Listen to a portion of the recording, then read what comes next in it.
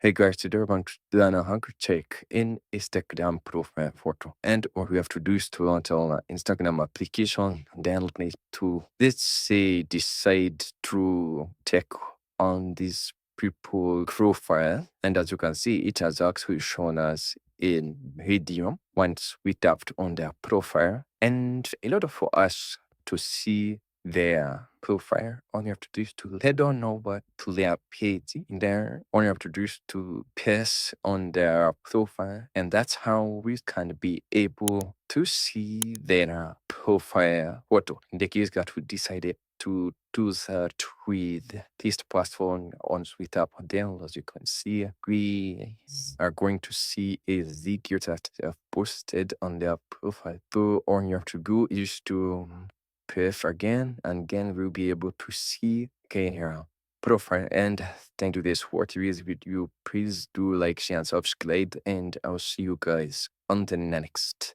video.